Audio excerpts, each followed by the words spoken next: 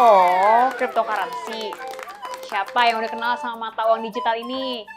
Kalau belum, aku minta kalian fokus sampai akhir video ya, supaya ilmu yang pengen kita share ini bisa sampai dan juga bisa kalian pahami dengan cara paling sederhana. Yuk kita mulai. Pertama-tama, kita pahamin dulu apa itu blockchain. Blockchain itu adalah teknologi di balik Bitcoin.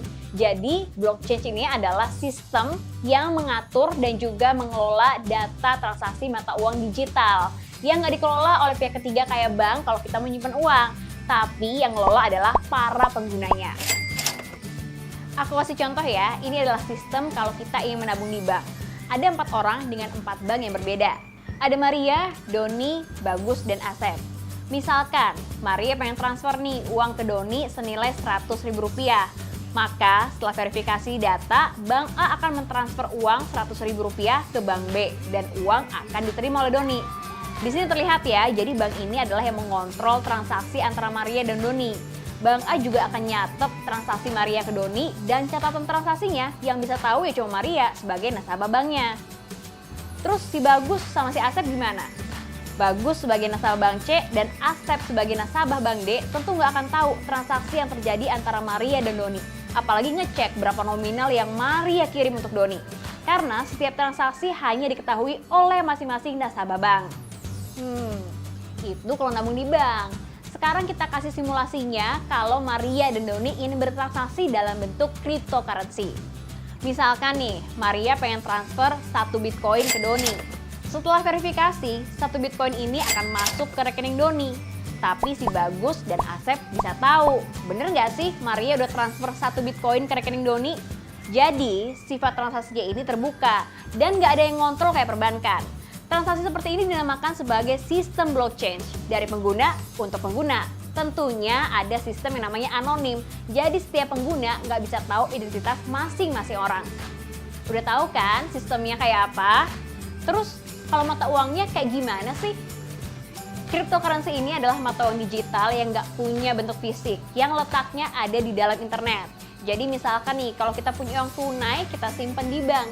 Kalau kita punya uang digital, kita simpan di e-wallet. Nah, kalau si kripto ini, kita simpan di dalam internet dalam jaringan blockchain. Cryptocurrency ini ada banyak jenisnya. Jumlahnya ada ratusan lah ya. 5 diantaranya Bitcoin, Ethereum, Ripple, Bitcoin Cash, dan Stellar. Sama aja kayak kita kenal mata uang di dunia. Ada rupiah, USD, Singapura Dollar, Pound Sterling, dan Euro. Setiap orang yang ingin menggunakan cryptocurrency butuh yang namanya dompet. Setiap kali membuat dompet, kita akan mendapatkan public key dan secret key. Public key itu diibaratkan seperti nomor rekening, kalau secret key seperti password.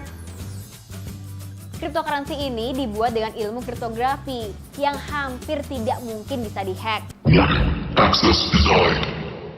Setiap transaksi cryptocurrency ini akan dicatat dalam bentuk ledger atau catatan transaksi. Ya mirip-mirip lah ya kayak statement di mobile banking. Kemudian catatan transaksi akan disebarkan ke seluruh pengguna untuk nantinya diverifikasi. Oke, kita buat lagi ya simulasi transaksi cryptocurrency ini supaya lebih mudah dipahami. Misalnya ada Maria dan Doni. Maria pengen beli beras nih ke Doni, tapi Maria cuma punya ayam. Karena pada zaman dulu belum ada yang namanya mata uang rupiah, jadi masih menggunakan sistem barter. Alhasil, Maria memberikan ayamnya kepada Doni untuk mendapatkan beras. Instrumennya di sini, alat pembayarannya adalah ayam yang diperoleh dari teknologinya melalui peternakan. Kemudian, sistem barter ini sudah berubah nih menjadi pembayaran uang tunai seperti rupiah. Jadi, instrumennya adalah uang rupiah yang dibuat melalui teknologi percetakan. Lalu, muncul lagi nih cara baru untuk bertransaksi yaitu melalui Bitcoin. Instrumennya adalah Bitcoin ini yang dibuat melalui teknologi blockchain. Cryptocurrency ini untuk transaksi antar negara juga mudah. Tinggal masukin nomor public key, masukin nominal yang pengen ditransfer, klik enter, dan sukses deh. Kalau pakai uang konvensional harus pakai PayPal. Dokumen yang harus dilengkapi dan isi juga banyak, belum lagi lama nyampenya. Karena bikin akunnya aja harus nunggu beberapa hari. Lama banget, gak jadi-jadi ya? Tapi ada resikonya nih, kalau kita kehilangan secret key, kita juga akan kehilangan dompet beserta seluruh uang digital kita. Jadi diingat-ingat ya kalau bikin password, tapi jangan ulang tahun mantan juga yang dimasukin. Ups! Gimana? Udah paham belum soal blockchain dan juga cryptocurrency? Semoga nggak nambah bikin pusing ya.